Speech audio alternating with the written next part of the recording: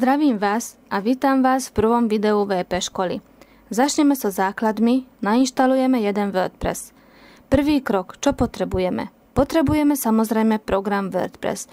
Môžeme ho získať zo slovenskej stránky WordPressu sk.wordpress.org a tu je gombík stiahnuť WordPress. Toto je najnovšia verzia, stiahneme ju vo formáte .zip. Stiahneme ho sem do mapy dokumenty a už je to hotové. Keď sa pozrieme medzi dokumenty, tak je tu ten súbor, ktorý musíme rozbaliť. To je skvelé. Čím ho rozbalíme? Čím ho skopírujeme? Najlepšie bude, keď to urobíme pomocou Total Commanderu. Oplatí sa ho stiahnuť aj tak. Je to celkom jednoduché. Stiahneme ho z totalcommander.sk. Je to bezplatná verzia, teda nie je celkom bezplatná, ale shareware. 30 dní ju môžete používať bezplatne, potom sa oplatí registrovať. Nie je drahý, okolo 32 € pre jedného užívateľa. Klikneme teda na súbory na prevzatie, program a z 32-bitovej verzie si zvolíme stiahnutie zo stránky gisler.com, teda klikneme na 32 bit a uložíme medzi dokumenty. Dobre, aj toto je hotové. Vrátime sa do mapy dokumenty a tu je Total Commander. Dvojklikom na naň spustíme autoinštaláciu. Ja to neurobím, lebo už mám nainštalovaný Total Commander, ale vy ak nemáte, tak nainštalujte. Dobre, ideme ďalej.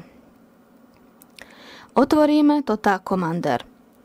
Tento ešte nie je registrovaný, preto si vždy musíme kliknúť na niektorý z týchto tlačidiel a tu je napísané, že nie je registrovaný.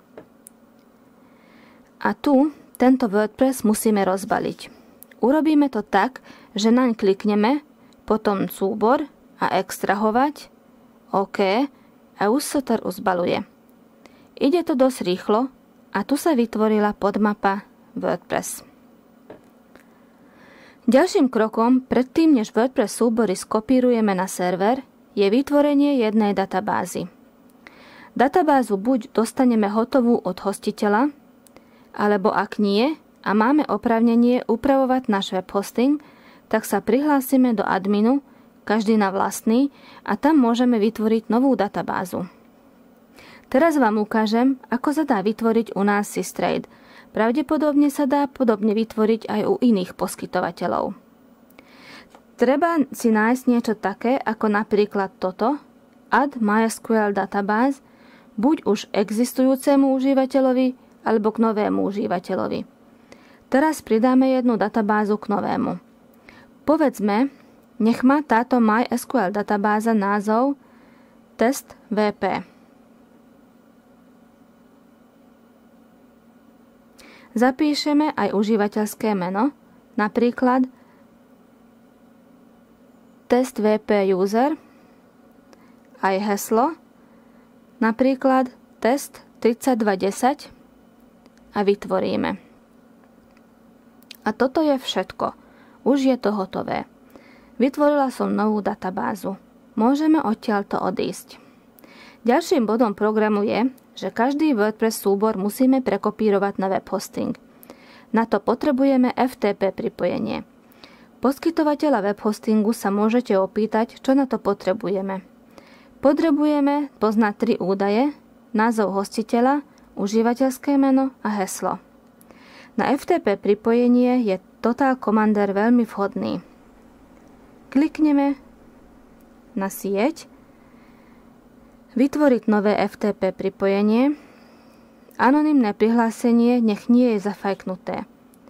Sem napíšeme názov hostiteľa.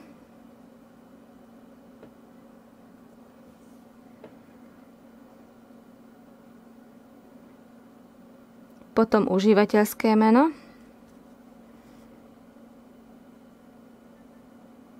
Potom heslo. A už sme sa pripojili k serveru. Každý hostiteľ je iný. U nás je vlastne HTTP docs tá podmapa, ktorá znamená doménu. Teda tu sa ukazuje doménové meno. Takto je to v prípade Systrade ale opýtajte sa svojho poskytovateľa služieb, kam musíte prekopírovať súbory, ak ešte neviete. Pretože ja už mám nakopírovaný WordPress, ja musím vytvoriť podmapu,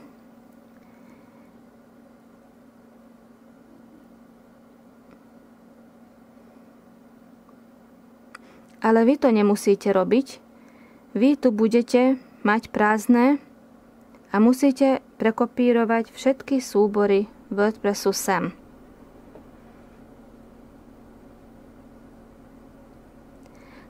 Takže otvoríme si WordPress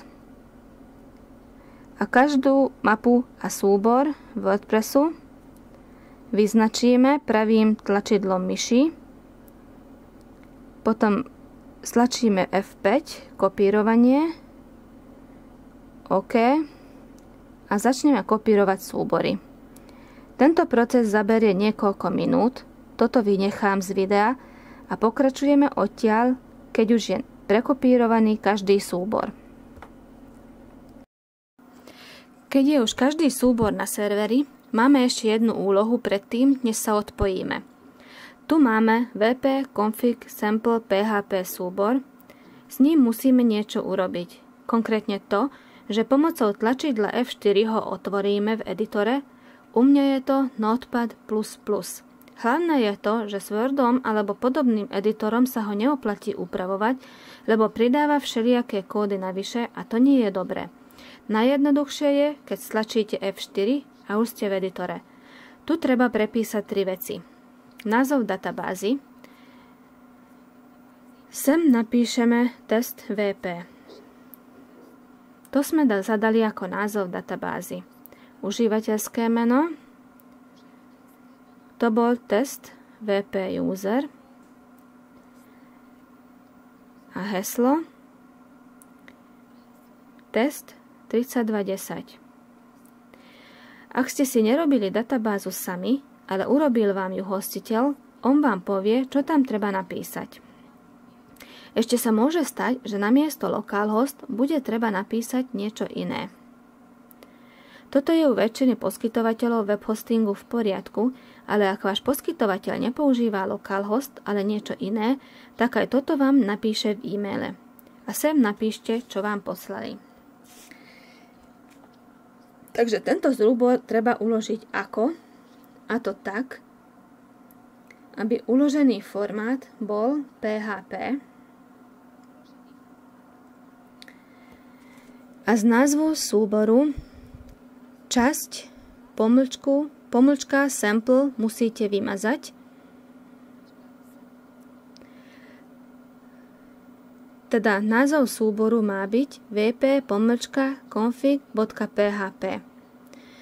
Po tomto môžeme zavrieť editor a tento wp-config.php súbor treba tiež prekopírovať na server pomocou tlačidla F5. Týmto sme s kopírovaním skončili a pokojne môžeme prerušiť spojenie a zatvoriť Total Commander.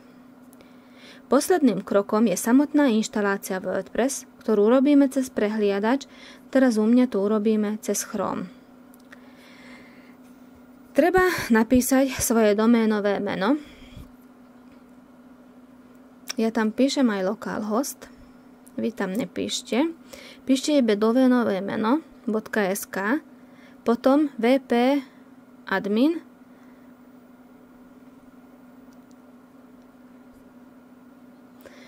a ešte lomeno install.php. Teda doménové meno .sk lomka wp-admin lomka install.php a táto cesta nás povedie k slávnemu 5-minútovému programu WordPress inštalácie. Treba napísať niečo do kolónky názov webovej stránky. Je úplne jedno, čo sem napíšeme. Napíšme napríklad testovací blog. Neskôršie sa to dá hocikedy zmeniť. Potom treba napísať, pod akým menom chceme publikovať a toto meno bude aj vaším prihlasovacím menom do admin rozhrania.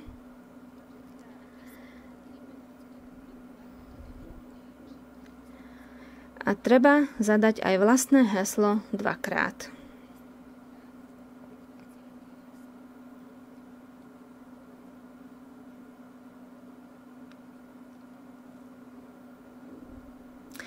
Potom treba zadať aj e-mailovú adresu, ktorá bude administračnou e-mailovou adresou.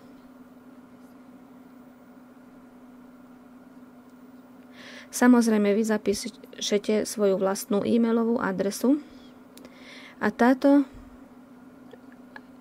bude administračnou e-mailovou adresou a na túto adresu budete dostávať rôzne oznámenia od WordPress. Pod e-mailovou adresou je malý štvorček. Kliknite do toho malého štvorčeka, aby sa tam objavila fajka, aby vašu stránku vyhľadávacie služby mohli indexovať. A potom kliknite na inštaláciu WordPress a už je to hotové. Gratulujeme, WordPress bol nainštalovaný, čakali ste komplikovanejšiu inštaláciu, je nám ľúto, že sme vás sklamali. Tým, že ste zadali používateľské meno a heslo, môžeme sa prihlásiť. Keď klikneme na prihlásiť, sme na prihlasovacej stránke do nášho blogu. Sem napíšle to meno, ktoré ste zadali pred chvíľkou, aj heslo, ktoré ste pred chvíľkou zadali a prihláste sa.